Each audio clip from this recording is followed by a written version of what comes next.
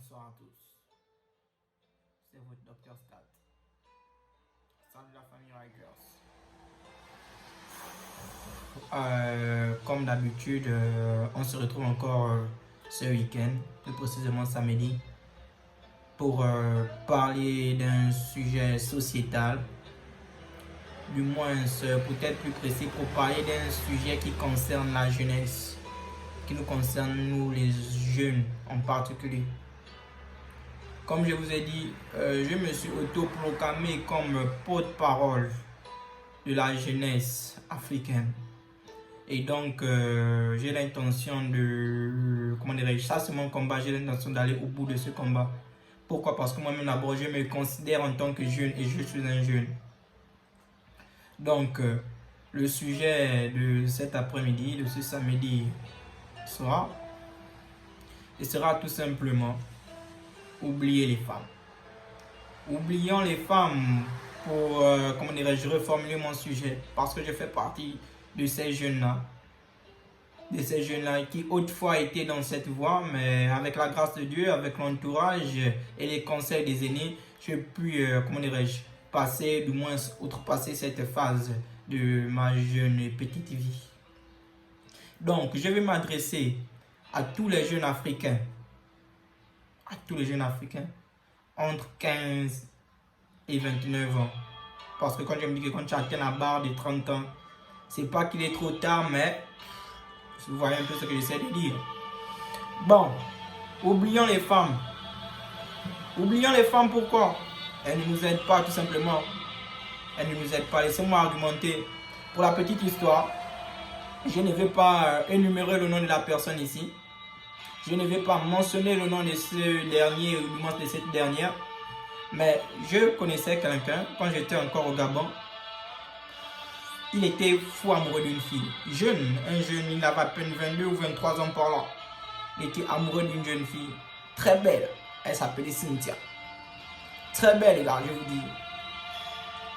Mais malheureusement pour lui, il s'est investi. Il a fourni son, comment dirais-je, il s'est au fait investi en esprit. Il s'est investi de manière financière. Il s'est investi, comment dirais-je, de manière spirituelle. En fait, il a accordé son temps, tout. Il s'est focalisé sur cette dernière. Malheureusement, ils ont fait 3 mois de relation. En 3 mois, il a, comment dirais-je, presque tourné le dos à ses frères, à ses amis, à ses propres objectifs. Il s'est concentré sur le bonheur de la petite fille. De la petite fille, oui, je vais vous dire. Et un jour, on était là, comme d'habitude. Il y a un quartier au Gabon qu'on appelle Zion, on était tous au rond-point.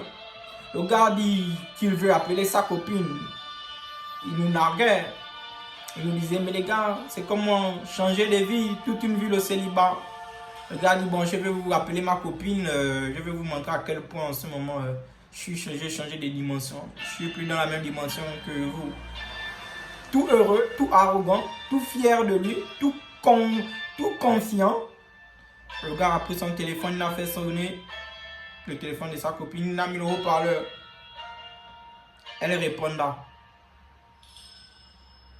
Ouais, cette fille a répondu.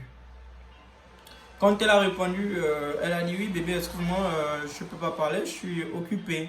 Elle a dit non s'il te plaît, j'ai besoin de parler avec toi là maintenant, c'est urgent. Qu'est-ce que tu veux dire? Je te rappelle plus tard.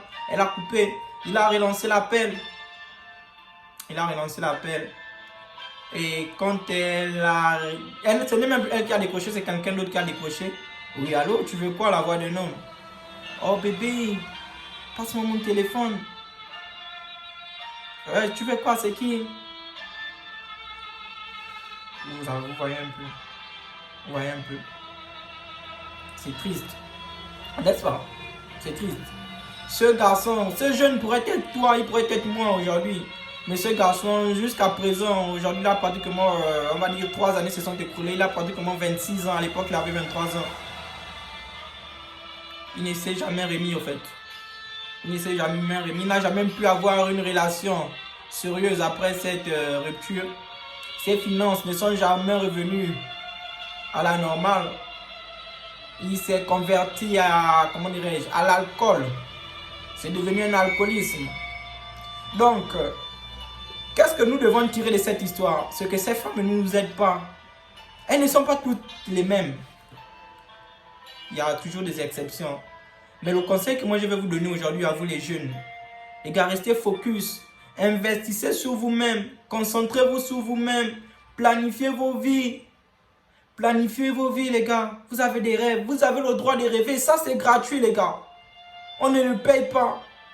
Un rêve, on ne le commande pas, on ne le paye pas. Vous avez le droit de rêver. Aujourd'hui, je suis choqué quand un jeune de ma génération me dit Smith, du moins pour ceux qui me connaissent sous le nom de Dr. Stat. J'étais en train de parler avec un jeune, j'ai dit, gars, qu'est-ce que tu veux faire dans la vie? Je veux juste avoir une voiture, une maison, une femme, des enfants. C'est quoi ce genre de rêve? C'est quoi ce genre d'objectifs? Les objectifs des femmes. Des objectifs des femmes? Non, les gars, ressaisissons-nous. Au fait, je suis là pour éveiller les consciences. Je suis là pour évoquer les sujets sensibles. Et avant même de continuer, nous devons d'abord, au fait, il doit y avoir une remise en question de la jeunesse africaine. On passe plus de temps dans les snack bars, on passe plus de temps dans, je ne sais pas, au fait, la mise en page de la personnalité de l'être humain. Mais pourquoi? Pourquoi on veut toujours impressionner? Essayons d'être ceux que nous sommes. Essayez d'être ceux que vous êtes. Oui les gars, travaillez sur vous. Investissez sur vous. Investissez sur vous les gars, ça c'est très important. Je vous exhorte à investir sur vous. Le temps que vous allez perdre à courir derrière une femme, le temps que vous allez perdre à faire la cour à une femme, le temps que vous allez perdre, je ne sais pas, à vouloir tout bien faire pour cette dernière, sans oublier les millions.